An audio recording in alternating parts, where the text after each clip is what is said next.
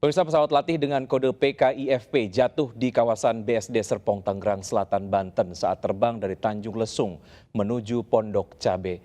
Pilot, teknisi, dan seorang penumpang tewas dalam kejadian tersebut. Ini kode pesawatnya PK1F.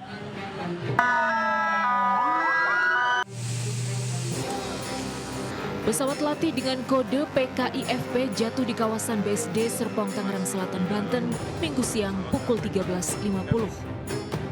Sebelumnya pesawat lepas landas dari Bandara Pondok Cabe dan mendarat dengan selamat di Bandara Salakanegara Tanjung Lesung. Namun saat hendak kembali ke Bandara Pondok Cabe, pesawat hilang kontak dan kemudian jatuh di lapangan Sunburst BSD Serpong. Pesawat milik Indonesia Flying Club terbang saat cuaca dalam kondisi hujan lebat. Akibat kejadian ini, 3 orang tewas di lokasi, yaitu pilot, teknisi, dan 1 penumpang. Proses evakuasi korban sempat mengalami kendala karena korban terjepit di bagian dalam pesawat. Informasi ada awal dari ke Tanjung Lesung mau kembali lagi ke Pondok Cabe, terus ada informasi minta tolong Mayday, habis itu hilang kontak. Pak, katanya kan pada saat kejadian cuaca hujan, Pak, itu salah satu faktor atau? Kita tidak bisa menyampaikan seperti itu, tapi waktu kejadian hujan lebat pada 14.00 WIB. Ketiga korban baru bisa dievakuasi 3 jam kemudian dan langsung dibawa ke Rumah Sakit Kramat Jati, Jakarta. Sementara itu proses evakuasi rangka pesawat jatuh berlangsung hingga malam hari. Bangkai pesawat selanjutnya dipindahkan ke Bandara Pondok Cabe. KNKT masih menyelidiki dan belum bisa memastikan penyebab jatuhnya pesawat. Catat tadi ada mesin yang jatuh di sebelah sana, terus ada bagian baling-baling yang jatuh di sebelah sini. Kita catat semua posisi-posisinya. Nah, itu nanti dari posisi-posisi jatuhnya kita akan mencoba bagaimana sih sikap pesawat ketika terakhir sebelum menabrak pohon. Kita juga mempelajari kenapa pilot mengarahkan pesawatnya ke lapangan ini. Betul.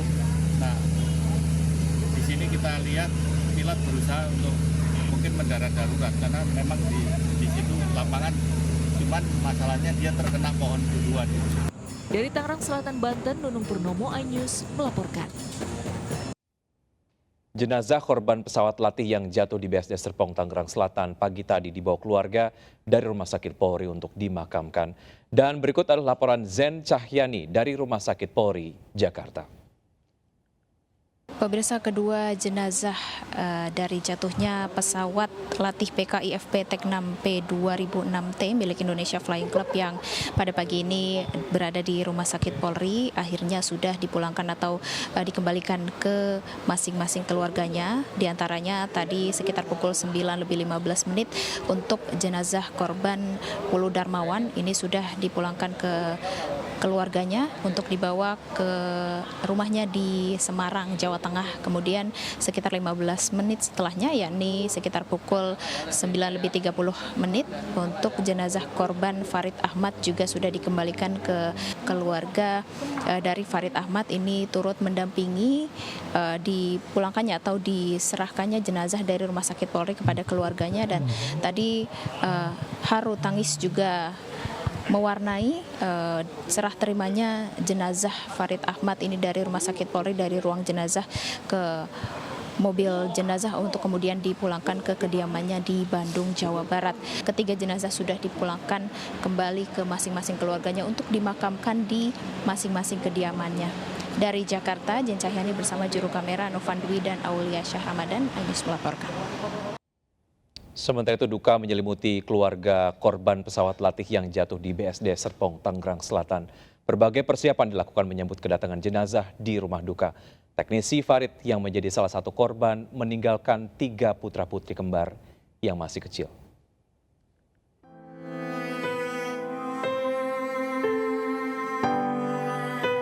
Tiga putra-putri kembar Farid Ahmad bermain di depan rumah duka, tak memahami kepergian ayah mereka, Farid Ahmad. Sementara tenda mulai dipasang pekerja di depan rumah duka mekanik pesawat yang jatuh, Farid Ahmad, di Taman Cihanjuang 2, Kabupaten Bandung Barat, Jawa Barat. Istri korban dan keluarga masih terpukul mendengar kepergian pria 34 tahun ini dalam insiden jatuhnya pesawat latih. Mertua korban bahkan mengenang sosok Farid sebagai pria yang bertanggung jawab. Terus kata bapak, ya udah aja anak bapak aman di sini aja. Enggak pak, nanti juga ke sini lagi. Ya langsung dibawa anaknya sini. Terus anaknya dibawa ke sini, di sini dia ya cuma 1 hari 1 malam. Ya bisa mengaji, belajar untuk ke sekolah gitu kan, makanya begitu. Keluarga dan kerabat terus berdatangan ke rumah duka instruktur penerbang Pulu Darmawan di Kecamatan Bandungan, Kabupaten Semarang, Jawa Tengah, meski jenazah korban belum tiba. Pulu menjadi instruktur penerbang sebuah sekolah penerbangan di Jakarta, meninggal dalam insiden jatuhnya pesawat latih di Serpong, Tangerang Selatan, Banten. Keluarga mengenang Pulu sebagai sosok yang rendah hati, pendiam dan dekat dengan keluarga. Rencananya jenazah akan dimakamkan di TPU Dusun Cetak, Kecamatan Bandungan. Bandungan hasil musyawarah keluarga sambil menunggu ini tadi saya klarifikasi dengan saudara yang ada di Jakarta untuk minta tolong dibantu masalah pengiriman jenazah dari Jakarta ke Bandungan sini. Saat ini 3 jenazah korban jatuhnya pesawat latih telah diberangkatkan dari Rumah Sakit Polri Kramat Jati ke rumah duka. Tim kontributor iNews melaporkan. Kita ke informasi kasus pembunuhan Vina dan Eki. Pemirsa, kasus pembunuhan 8 tahun lalu kini justru bertambah rumit setelah para terpidana mengaku jadi korban salah tangkap dan adanya rekayasa. Bahkan keluarga salah satu terpidana mengaku diintimidasi hingga terpaksa menginap di rumah kuasa hukumnya.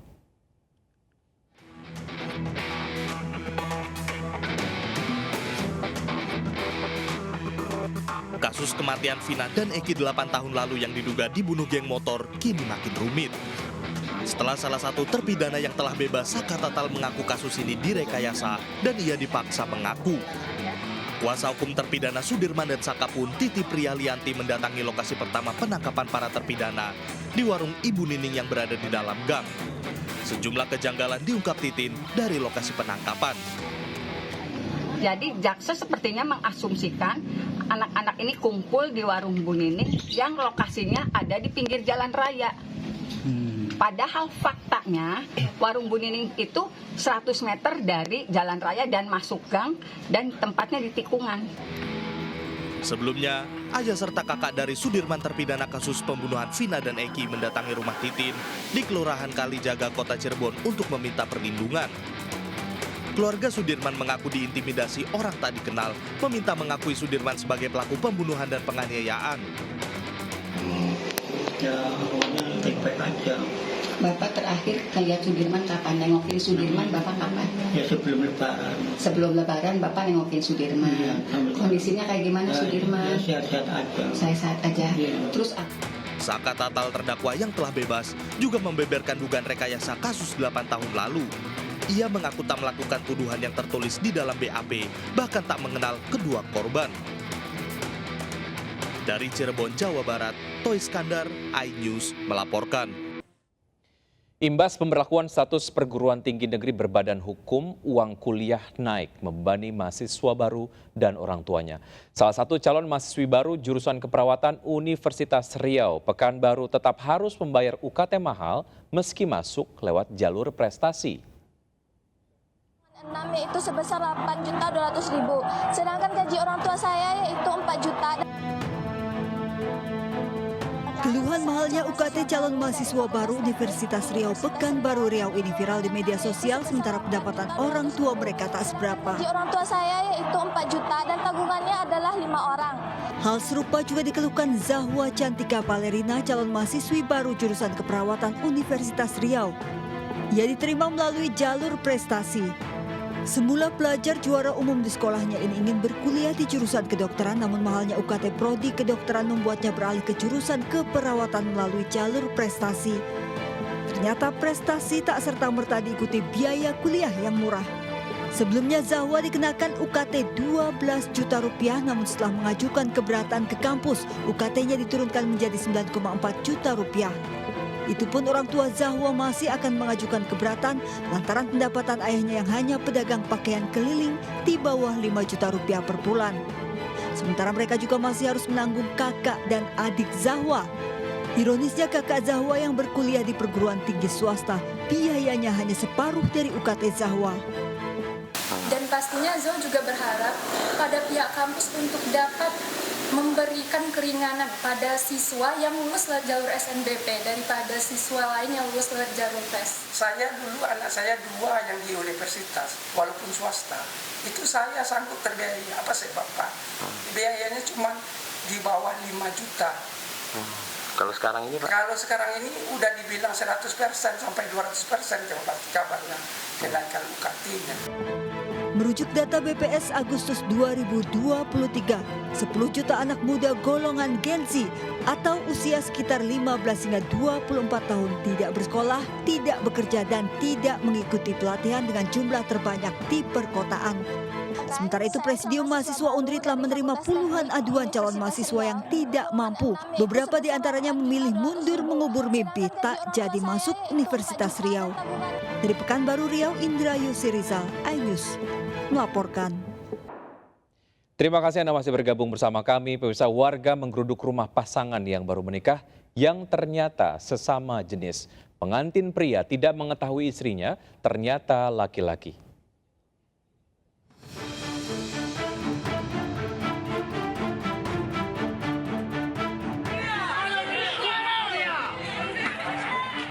Warga Desa Sekli Kabupaten Halmahera Selatan, Maluku Utara gempar menggeruduk rumah pasangan suami istri yang baru saja menikah.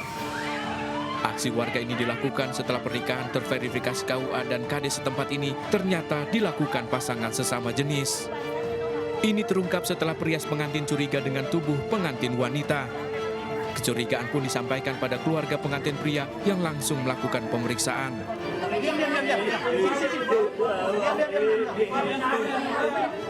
Pengantin wanita ternyata seorang laki-laki langsung dibawa ke Polsek Gane Barat Selatan. Dia ingin saya pakai baikan yang memang saya urus dia selayaknya suami istri.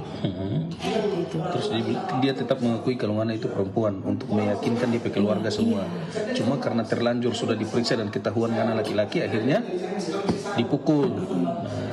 Pernikahan ini disebut melanggar undang-undang perkawinan yang menyebut ikatan pernikahan dilakukan oleh pasangan pria dan wanita untuk membangun keluarga. Dari Ternate, Maluku Utara, Ismail Sangaji, iNews melaporkan. Pemirsa, mulai siang ini 8 kloter atau sekitar 3.400 jamaah calon haji asal Indonesia tiba secara bertahap di kota Mekah. Petugas penyelenggara ibadah haji Indonesia di daerah kerja Mekah bersiap menyambut kedatangan jemaah haji Indonesia. Gelombang jemaah haji Indonesia telah berdatangan bertahap mulai 20 Mei hingga 1 Juni dari Madinah. Terdapat sekitar 8 kloter jemaah calon haji asal Indonesia dengan jumlah 3.400 orang yang akan tiba secara bertahap di kota Mekah mulai Senin siang waktu setempat. Tokoh muda Kabupaten Karo yang juga Deputi 2 Kepala Staf Kepresidenan Abednego Tarigan resmi mendaftar ke Partai Perindo sebagai bakal calon Bupati Karo di Pilkada 2024. Abednego memilih Partai Perindo karena semangat kebangsaan dan kepedulian terhadap rakyat kecil.